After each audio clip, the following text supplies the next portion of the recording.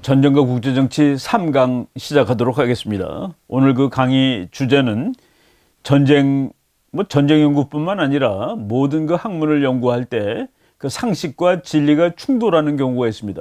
그래서 상식과 진리, 상식은 대부분이 진리를 이제 포함하고 있죠. 그럼에도 불구하고 우리가 알고 있는 상식이 진리하고 많이 동떨어진 경우도 있다는 사실을 우리가 언제나 유념을 하면서 공부하는 마음 자세를 가지는 것이 좋습니다. 그리고 오늘 이제 가장 중요한 주제는 전쟁을 하는 주체는 국가죠. 개인들이 싸우는 것을 전쟁이라고 얘기하지 않습니다. 그런데 국가라는 것은 아예 그 전쟁을 하기 위해서 만든 조직이다. 국제정치학자들, 전쟁을 공부하는 사람들이 가장 초점을 맞추는 그 가장 중요한 정치 조직인 국가는 전쟁을 잘하는 조직이다라는 그런 주제로 말씀을 드리도록 하겠습니다. 제가 이제 그 책을 쓰고 난 다음에도 이제 전쟁론 책들이 서양에서 그 계속 나오고 우리나라에서도 이제 번역판들이 많이 나오는데 제가 그 최근에 그 이제 구입해가지고 뭐 다 읽진 않았습니다만 상당 부분 이렇게 훑어본 책이 War라는 책입니다. How Conflict Shaped Us. 이거는 전쟁, 국제 분쟁은 우리를 어떻게 형성하였느냐. 그러니까 국가가 어떻게 이제 바뀌는 것이죠. 이 책의 그 저자가 마가레트 맥밀란이라는 아주 그 유명한 그 캐나다 출신의 옥스퍼드 대학 역사학 교수입니다. 이 사람의 말은 그냥 심플해요. 전쟁은 두 가지 반대되는 걸 동시에 반영한다는 겁니다. 전쟁은 미저리와 글로리가 동시에 존재하는 영역이다. 미저리는 뭡니까? 정말 처절하고 비참한 것이에요. 글로리는 뭡니까? 영광입니다. 그러니까 처절함과 영광이 동시에 존재하는 영역이다. 그래서 많은 사람들이 입으로 평화를 얘기하고 있지만은 왜? 전쟁은 미저러블하니까. 그런데 전쟁을 미워하지 않습니다. 그리고 두려워하지도 않습니다. 제 책 30페이지에 써놓은 말인데 바로 미저리 앤드 글로리가 동시에 존재하는 것이 전쟁이다. 바로 전쟁을 우리는 이건 하면 안 된다라는 그 규범을 가지고서 연구를 물론 하지만은 근데 이제 보니까 전쟁의 한 측면만 있는 것이 아니라 다른 측면도 있다라는 그 말씀을 드립니다.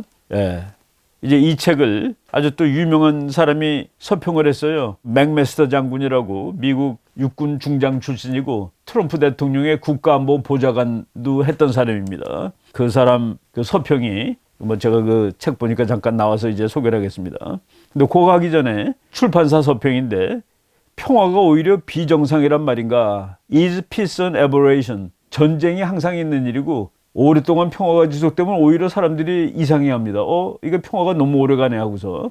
The Best-Selling Order of Paris 1919. 이 마가레트 맥밀란 교수가 1919년에 파리라는 아주 그 유명한 책이 있습니다. 그 책의 저자가 그 베스트셀러인 그 책의 저자가 평화가 지속되는 것이 오히려 비정상 같아라고 얘기를 했고 offers a provocative view of war as an essential component of humanity. 전쟁에 대해서 상당히 그 도발적인 생각을 제시를 했는데 전쟁이란 것이 인간 생활의 essential component, 인간에게 필수적인 것이다. 전쟁은 뭐 전쟁이 좋다 나쁘다를 떠나서 인간한테는 전쟁이라는 것이 필수적으로 존재한 것이다 라고 이제 출판사 서평이 얘기를 하고 있습니다.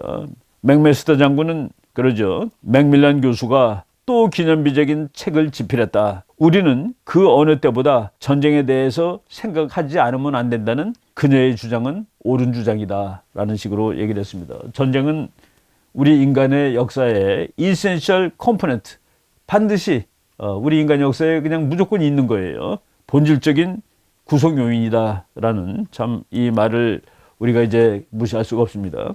여러분 그 책 한 권 보시겠는데 책 제목이 War and Sex, 전쟁과 성이라는 책인데 이게 그 1차 대전 때의 그 사진입니다. 프랑스에서 어느 마을에서 찍은 사진인데 그 자기 남자친구가 이제 군대 가는 거예요. 전쟁터 가는 겁니다. 근데 여자친구랑 이제 작별의 뽀뽀를 하는 것이죠. 이 책의 저자가 존 V.H. 디플이라는 학자인데 이 사람은 이 책을 왜 썼느냐? 이 책을 쓰게 된 그 동기를 설명하고 있습니다. 왜 젊은 남자들은 전쟁터에 자발적으로 달려나가는 것일까? 예, 전쟁이 났을 때 남자들이 전부 다 자발적으로 전쟁터로 달려나갔다는 거예요. 이 질문은 오랫동안 정말로 이해하기 어려운 일이었다. 왜 전쟁에 가면 죽을지도 모르는데 거기에 왜 이렇게 신나게 달려나가지? 오랫동안 이해할 수 없는 일이었다라고 했는데 이제 이 사람이 책을 다 써놓고 이제 나온 결론을 소문에 그냥 써버린 겁니다. 결혼 대상으로서 자신의 지위를 격상시키기 위해서라는 겁니다. 남자들이 군대 갔다 오면은 군대 안 갔던 자기 마을에 있는 그 젊은 여인들한테 자기가 남편으로서의 그 격이 팍 올라간다는 그 얘기예요. 그래서 전쟁에 갔다 와야지 정말로 괜찮은 그런 이 결혼 상대가 된다라는 우쭐할 수 있다라는 그런 데서 전쟁터로 달려나갔다. 저 그림을 보면은 그 자기 남자친구가 전쟁터로 가는데 하나의 그 어떤 애틋함이나 슬픔이 없습니다. 저기는 그냥 옆에 있는 친구는 또 보고 이제 웃고 있죠. 예, 하긴 그 1차 대전 났을 때 전쟁터에 가는데 여자들이고 남자들이고 그 프랑스 뭐 독일도 마찬가지죠. 그런 시골 마을들은 전부 그냥 축제의 분위기였습니다. 빨리 가서 독일 놈들을 다 깨버리고 달려오세요. 독일은 마찬가지죠. 빨리 가서 프랑스를 다 무찌르고 오세요. 이런 식으로 아주 그 기분 좋은, 예. 그리고 저 사람들은 8월 달에 1914년 8월 달에 전쟁을 했는데 동복을 준비한 나라가 없었습니다. 왜? 전쟁은 가을이 되기 전에 끝날 것이니까, 낙엽이 지기 전에 전쟁이 우리가 승리함으로 끝날 것이니까 그렇게 전쟁을 이제 뭐 열렬하게 하고 갔는데, 저 디프리라는 교수는 남자들이 전쟁터에 갔다 오면 여자를 도미네이트 할 수 있다. 제가 저 책을 읽으면서 이화여대 학생들한테 그냥 간이 여론조사를 한번 해봤습니다. 그냥 이제 조금 돌려서 했어요.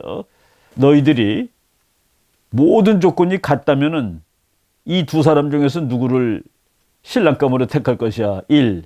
해병대 출신. 2. 군대 안 갔다 온 사람.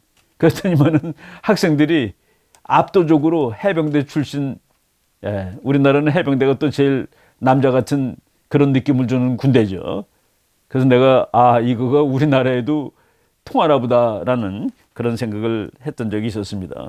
여러분 이 영화를 보신 분이 있을지 모르겠어요.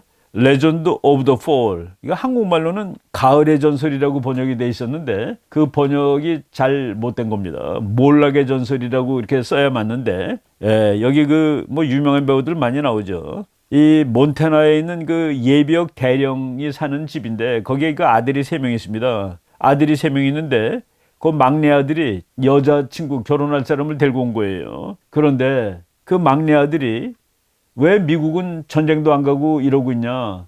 1차 대전 때 얘기입니다.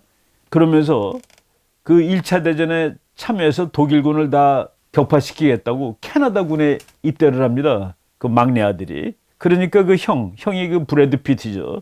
브래드 피트가 자기 동생이 군대 간다고 자기도 따라가는 거예요. 자기 동생을 보호해주기 위해서. 바로 그 영화인데 우리가 지금 얘기하는 그 장면은 남이 나라 전쟁인데 미국의 젊은이가 왜 미국은 그 전쟁에 가지 않고, 그 미국은 아주 늦게 개입을 했죠. 캐나다보다 더 늦게 개입했습니다. 그런데 미국의 젊은이가 전쟁터에 가겠다고 캐나다군에 입대하는, 그것을 우리가 이해할 수 있는 것이냐, 우리가 이해할 수 있는 그런 일이냐, 우리가 전쟁을 얘기할 때. 그런데 그 영화에서 그런 얘기가 나오는 것이죠. 동생은 전쟁터에 가서 죽고, 그리고 형은 이제 살아오는데 그 죽은 동생을 위해서 형이 그 복수하는 장면이 또 처절합니다. 독일군 뭐 이렇게 막 아주 잔인하게 그 뭐 총을 쏘고 이러는 장면들이 이제 나온 그 영화인데, 우리 동양에 말이죠. 중국에는 그 인간만사 세옹지마라는, 지금 제가 반대되는 개념을 설명하기 위해서 이 얘기를 하는 겁니다. 인간만사 세옹지마. 중국의 국경 지방에 한 노인이 살고 있었는데 그 노인의 말이 그냥 국경을 넘어서 다른 나라로 도망가 버렸습니다. 그 사람들이 위로했어요. 참 안 됐습니다. 그랬더니 이것이 복이 될지 어떻게 합니까? 라고 얘기를 했답니다. 근데 정말 어느 날 보니까 그 말이 암말하고 둘이 같이 자기 집으로 다시 온 거예요. 그래서 말이 한 마리가 도망갔는데 2마리가 됐습니다. 그러니까 이제 사람들이 축하하는 거죠. 참 잘됐다. 그러니까 그 세옹이라는 그 노인이 이게 또 화가 될지 어떻게 합니까? 하면서 기뻐하지 않았대요. 그런데 며칠 후 그 노인의 아들이 말을 타고 놀다가 낙마해서 다리가 부러지고 말았다. 그래서 그 말이 한 마리 더 생겼는데 그것이 다시 화가 되었다. 라고 얘기를 했더니 사람들이 또 위로를 했더니만은 이게 또 좋은 일이 될지 어떻게 합니까? 그랬는데 그로부터 얼마 지나지 않아서 북방 오랑캐가 침략해 왔는데 그 아들은 다리가 부러졌기 때문에 군대를 가지 않았다. 그러니까 다시 복이 된 거 아니냐. 노인의 아들은 다리가 부러진 까닭에 전쟁에 나가지 않아도 되었습니다. 이로부터 세용지마라는 고사성어가 생겨났습니다. 제가 말이죠. 이것을 외국 학생들한테 설명했더니 외국 학생들이 이해를 못하더라고요. 이해 못하는 것이 뭔지 아십니까? 다리가 부러져서 전쟁에 못 나갔는데 그것이 어떻게 기쁜 일입니까? 다리가 부러져서 전쟁에 못 나갔는데 그게 즐거운 일이에요 라고 반문하는 것을 들었습니다. 그래서 이게 그 미국 사람들하고 중국 사람들하고 전쟁에 대한 내가 다리가 부러져서 군대 안 나가는 것이 얼마나 다행스러운 일이냐라고 하는 중국의 고사와 그게 어떻게 즐거운 일이 될 수 있느냐라고 반문하는 미국의 젊은 사람들하고 이게 다르다는 이게 전쟁에 대한 관점이 이렇게 다를 수가 있는 것이죠. 이제 우리가 본격적으로 학문으로 들어가는데 그 지오프리 블레인이라는 정말 유명한 학자가 우리가 책 쓸 때마다 전쟁에 대한 책 쓴 사람은 맨 앞에 평화를 위하여 아주 거창하게 쓰죠. 멋있는 헌사를 쓰는데 지오프리 블레인이 교수 이 유명한 전쟁론 책에 이렇게 썼습니다. 전쟁을 분석하려는 일은 국가들은 왜 전쟁에 빠져드는가에 관한 수많은 서로 다른 가설들로 인하여 이미 어지러워진 영역에 여기에 다시 뛰어드는 일과 같다. 수많은 다른 이론들이 있습니다. 수많은 반대되는 주장들이 있고 이미 어지러워진 영역에 다시 뛰어드는 거나 마찬가지다. 전쟁의 원인에 관한 서로 판이한 수많은 가설과 이론들이 다른 가설과 이론은 무시한 채 상호 독립적으로 그리고 평화롭게 공존하고 있다. 그래서 전쟁 이론 책을 보면은 이 블레인이 책은 기존에 우리가 상식적으로 맞다라고 생각하는 애들을 다 깨놓은 겁니다. 다 그냥 격발시켜 놨어요. 그래서 이 책을 처음 읽는 사람들은 그리고 이제 국제정치에 대해서 좀 알던 사람들은 이 책을 읽으면 아주 통쾌하다는 느낌이 듭니다. 이게 우리가 알고 있던 것 다 맞다고 그런 것이 이렇게 틀리는 것이구나 하는 이런 그 내용의 책인데 그러니까 우리가 이제 질문하면은 정반대되는 이론과 가설들이 혼란스럽게 존재하는 상황이라면 공부를 하면 할수록 더 헷갈릴 텐데 공부를 하면 할수록 전쟁의 원인을 더욱 모를 텐데 라는 그런 얘기입니다. 제가 이제 미국에서 공부하고 왔을 때 그 연세대학교 이제 시간 강사할 때 우리 한참 까만 후배들이 전쟁론 이런 과목을 한 학기 들은 학생이 저한테 그러더라고요.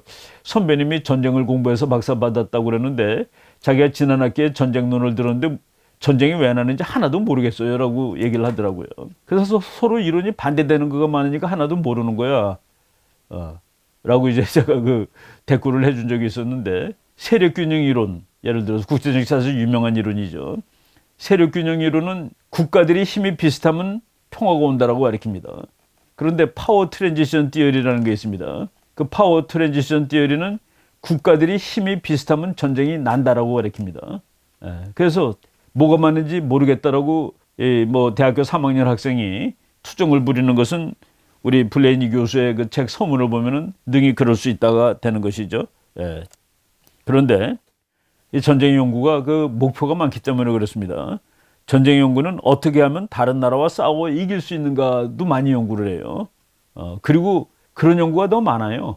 우리가 전략론 책 이런 것들이 훨씬 많았는데 과학적 전쟁 연구보다 그 전쟁은 어떻게 싸우면 전쟁에 이길 수 있다를 연구하는 겁니다. 그래서 전쟁의 연구가 오직 평화만을 위한 것이어야 한다고 고집하지도 않겠습니다.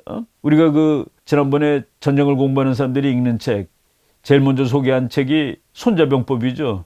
손자병법은 전쟁을 죽어도 막아야 된다라고 써 있는 책은 아닙니다. 어떻게 싸우면 이길 수 있다가 더 많아요. 그리고 클라우제비치의 전쟁론도 어떻게 싸우는 것이 더 효과적인 싸움이다 라는 그런 얘기 많이 했습니다. 여러분들이 보시는 요 교수는 프란시스 A. 비어라는 교수인데 이분이 아주 유명한 전쟁론 책입니다. 거기에서 전쟁의 모습을 있는 그대로 보다 객관적인 입장에서 이해하는 것이 더 먼저다. 그렇게 되면은 그 다음에 전쟁을 막으려는 도덕적 규범적 행동 그런 것들을 이제 할 수 있는 것이다. 그래서 도덕적 규범적 행동을 먼저 하는 것이 아니라 있는 그 사실 자체로 전쟁을 이해하는 일이 중요하다. 그러므로서 전쟁을 더욱 용이하게 기술하고 얘기했죠. 기술하는 것이 학문의 첫 번째 목표라고 설명하고 예측할 수 있게 된다. 그러므로서 전쟁을 통제할 수 있게 되지 않겠느냐라고 이제 얘기한 학자가 있습니다.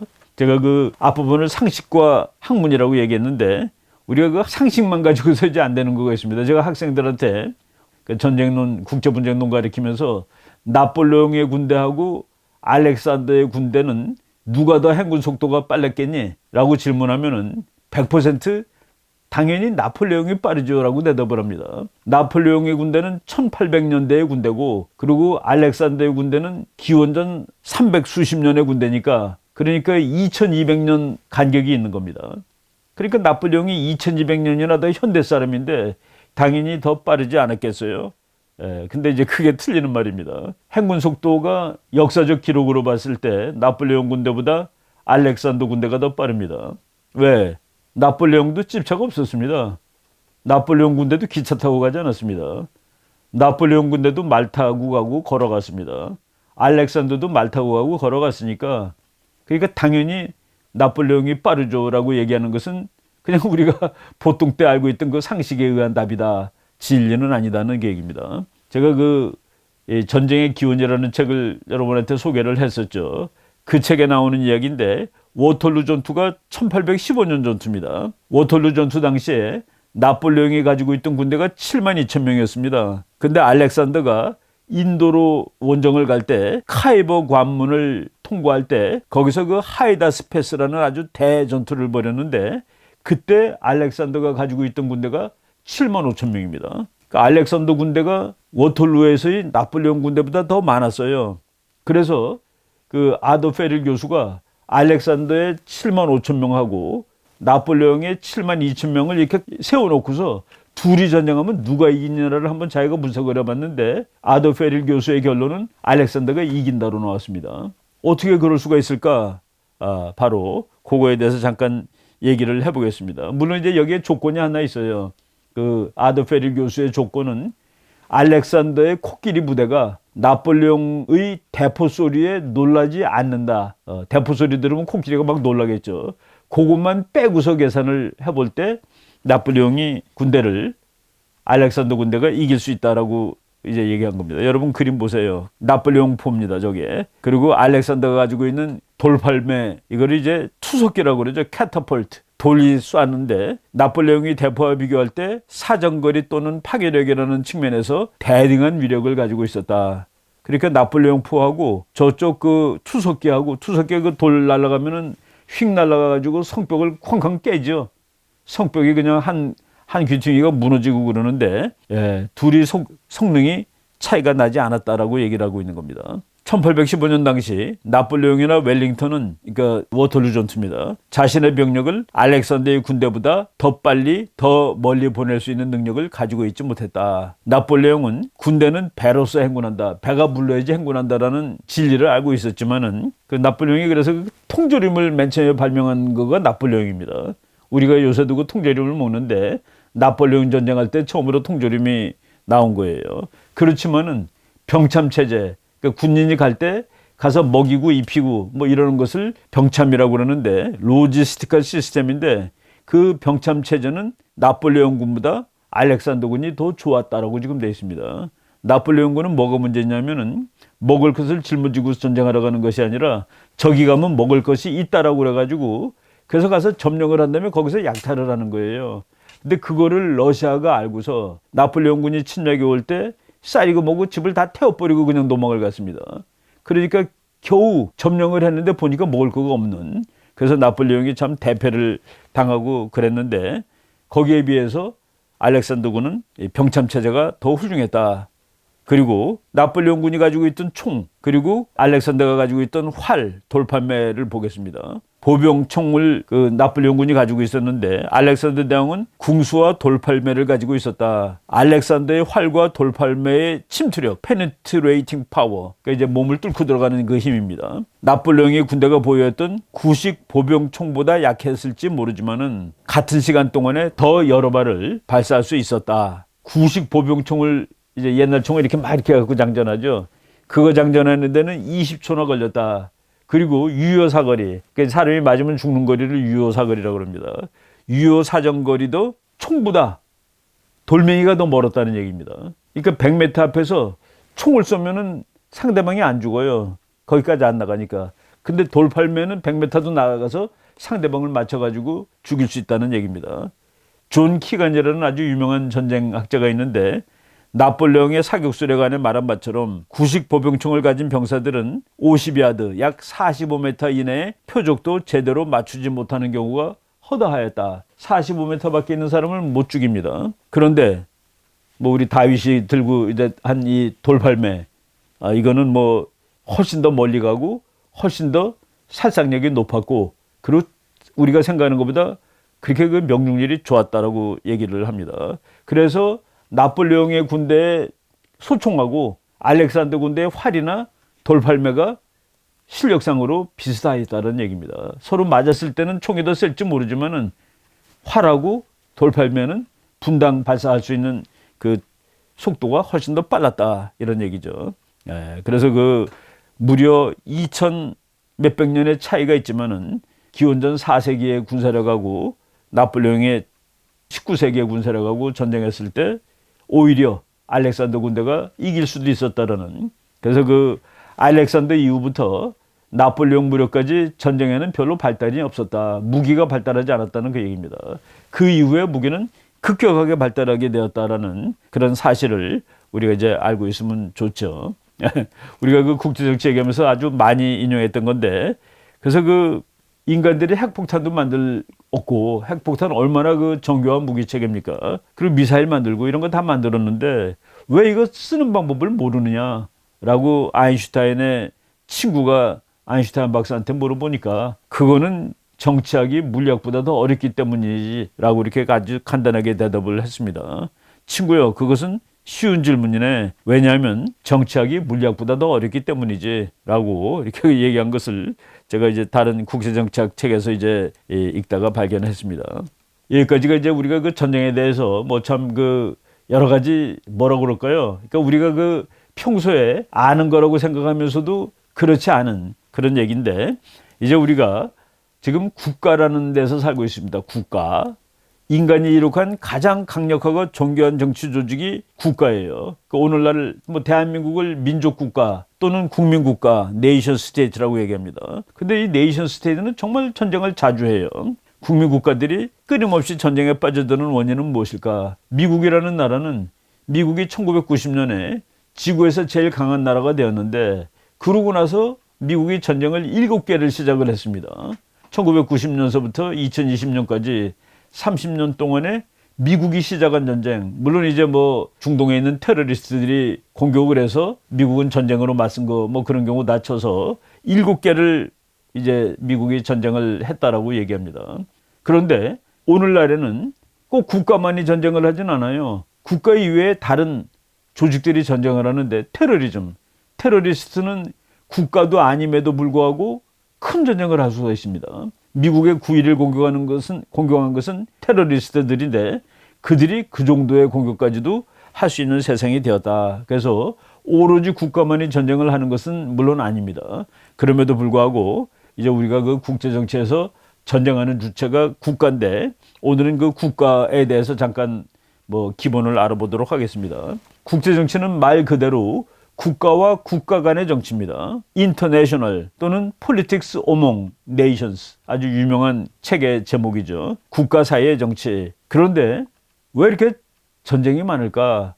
국가들이란 속성으로 대내적으로 최고입니다. 우리나라의 국가보다 더 높은 기관이 어디 있습니까? 대한민국이 최고로 높아요. 그리고 대외적으로는 독립입니다. 우리나라는 독립적인 주권 실체입니다. 그래서 이렇게 그 주권을 가진 나라들, 대내적으로 최고이고 대외적으로 독립적인 이 정치 조직은 어느 나라든지 우리보다 위에 있다라고 상정을 하지 않습니다. 미국이 우리보다 힘이 세요. 힘이 센 것은 맞는데 미국이 우리보다 위에 있는 나라는 아닙니다. 자마이카가 우리나라보다 힘이 약해요. 그런데 우리나라보다 약하지 그 나라가 우리 아래에 있는 나라가 아닙니다. 그래서 이처럼 상대방의 권위를 인정하지 않습니다. 그냥 네가 힘이 세. 그렇지만 네가 나보다 높은 나라는 아니야. 이런 나라들이 모여서 사는 사회는 여기에는 왕이 없는 사회가 됩니다. 왕이 없어요. 전부 지가 다 왕입니다. 그래가지고 왕이 없다라는 뜻이 그 영어로 단어로 애나키입니다. 애나키. 애나키는 무정부 상태라는 뜻입니다. 그 앞에 A자가 붙으면 없다 그런 뜻입니다. A아키. 아키가 왕이라는 뜻이에요. 왕이 없다. 그 노아키, 애나키, 무정부 상태. 국가들은 전부 무정부 상태에 있습니다. 우리 국내 사회는 무정부 상태가 아닙니다. 법도 있고 경찰도 있고 파출소도 있고 법원도 있어요. 가서 잃을 데가 있다는 얘기입니다. 근데 국가들은 가서 잃을 데가 없어요. 왜? 나보다 높은 권위가 없으니까, 내가 제일 높으니까. 그래서 서로 잃을 데가 없습니다. 자기보다 higher authority, 더 높은 권위가 없어요. 그래서 갈등이 생기면은 결국은 주먹으로, 총칼로 싸우게 돼 있다는 얘기입니다.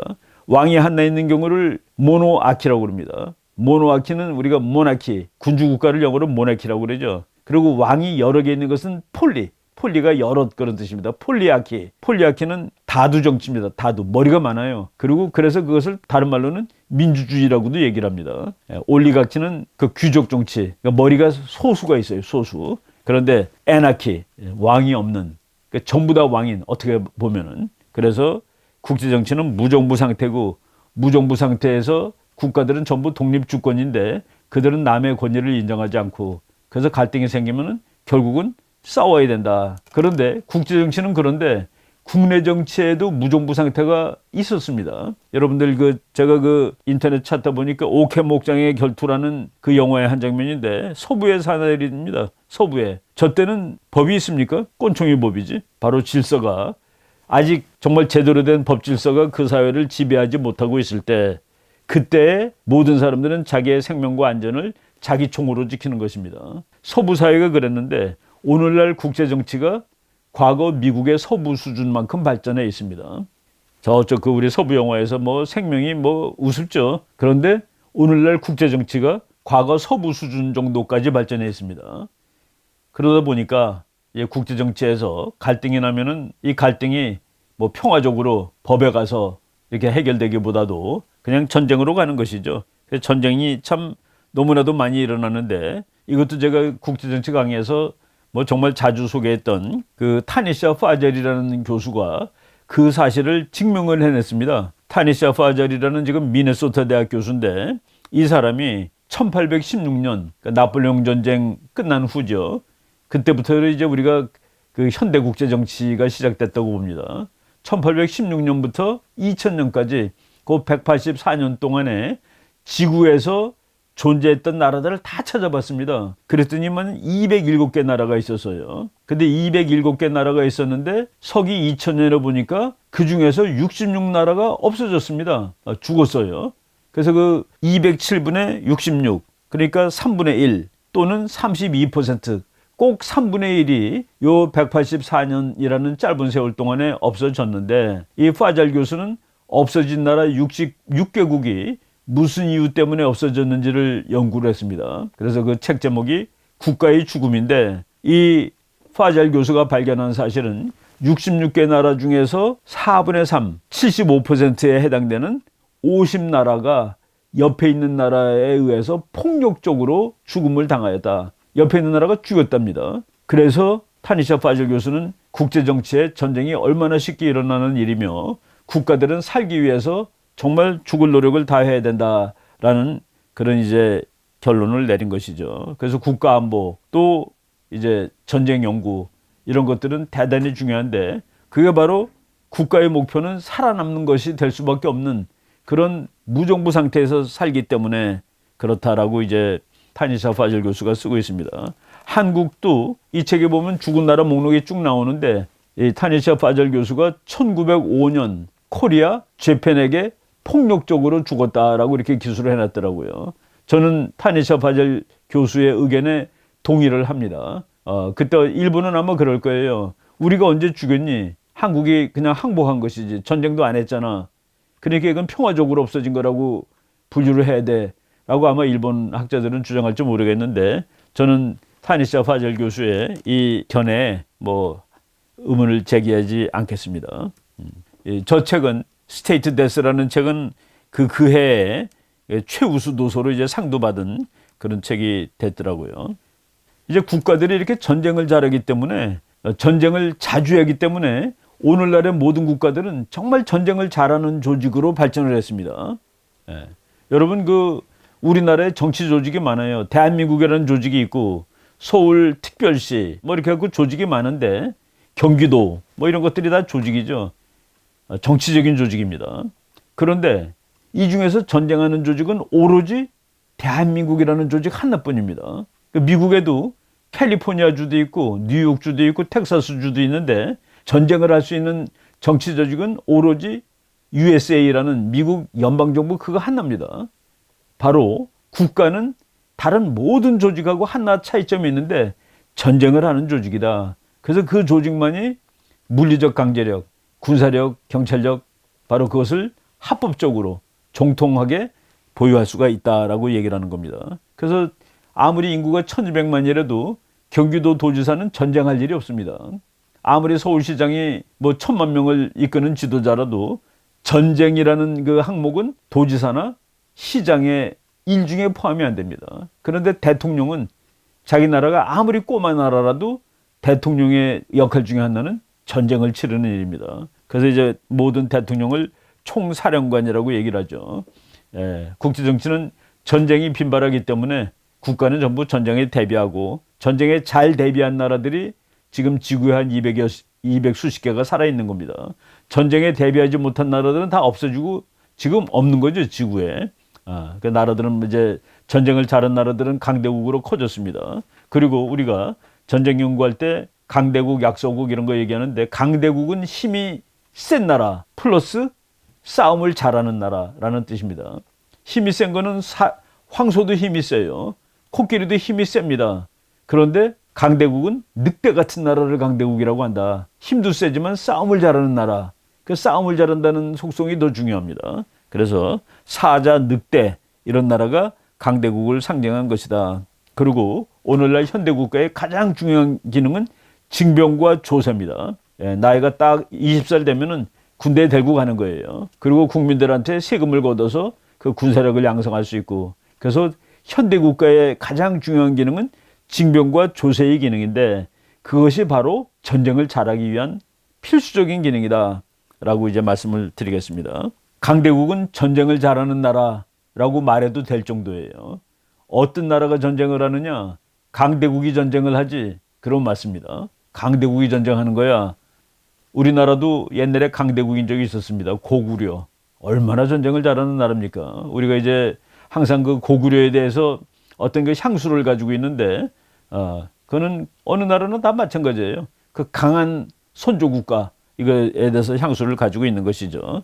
여러분, 나라국이라는 한문, 제가 이제 여러 번 설명했을 겁니다. 나라국이라는 한문은 이 밑에 삐끼친 자가 땅이란 뜻입니다. 그 작은 네모, 입구자입니다. 입구자라는 건 사람이란 뜻이죠. 먹고 살기가 궁하니까 전부 다 입으로 표시를 합니다. 더하기 옆에 이렇게 위에 쓴 거 창과자입니다. 그리고 큰 네모, 큰 네모가 이제 이 영역, 땅을 나타내는 겁니다. 그래서 지금 땅 위에 사람이 창을 들고 서서 지키는 큰 땅, 이것을 국가라고 그러는데, 저게 그 2000년도 더 된 글자인데 거기에 국가의 3요소가 들어가 있습니다. 인구, 영토, 주권. 맨 뒤에 있는 큰 네모는 테리토리죠, 영토.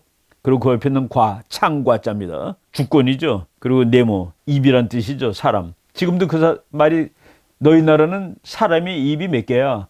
너희 나라는 인구가 얼마야? 그 말이 아직도 있습니다.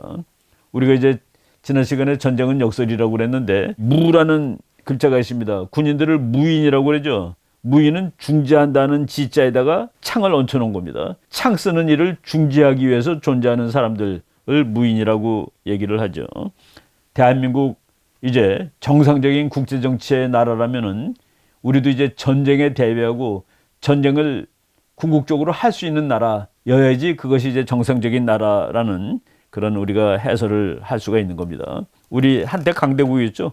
고구려 전쟁의 나라라는, 제가 이제 몇 년 전에 어느 해 12월 31일 날 사서 읽었는데, 보니까 2007년 10월 30일 날 나온 책을 보니까 제가 2007년 12월 31일 날 구입을 해가지고 제가 이제 밤새껏 이제 봤던 책인데, 감동을 받으면서 봤습니다. 제가 이 책을 소개했더니만은 제 저랑 같이 공부하는 그 젊은 친구들이 최근에 읽고서 아주 너무 감명받았다고 그런 말을 하는 것을 봤습니다. 국가들은 다른 모든 정치 조직들하고 다르다. 전쟁을 할 수 있다는 조직이라는 점에서 국가는 다르다. 아무리 서울특별시가 크고 경기도가 크더라도 그런 조직은 전쟁하는 조직이 아니다.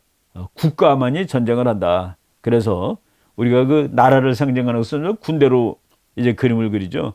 로마 군단, 미국 군, 그리고 독일 군단.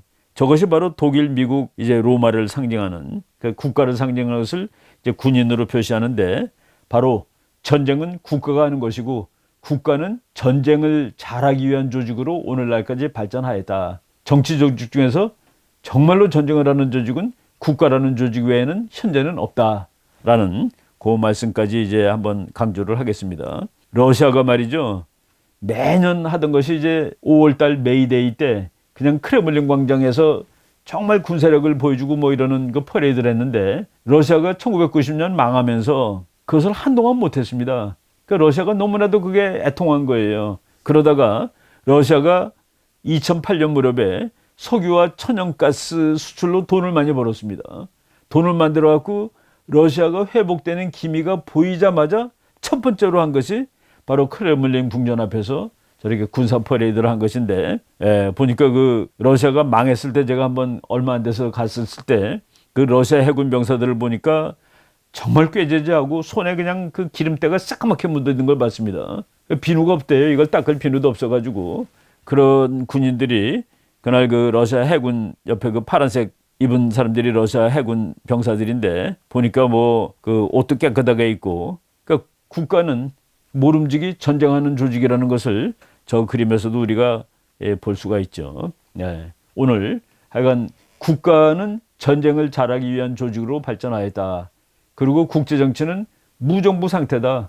국가보다 위에 있는 조직은 없다. 그래서 국가들끼리 충돌할 때 그것을 와서 이렇게 해 라고 권위 있게 설득해 줄 수 있는 판사와 이런 나라들이 없다. 그래서 국가들은 자기 힘에 의존하고 그래서 전쟁을 자주 하게 되고, 여기까지 일단 오늘 말씀을 드리겠습니다. 그래서 그 다음 시간에도 그 국가라는 요소를 강조해 가지고 전쟁 이론을 계속 말씀드리도록 하겠습니다. 오늘은 여기까지 하겠습니다. 여러분 들어주셔서 고맙습니다.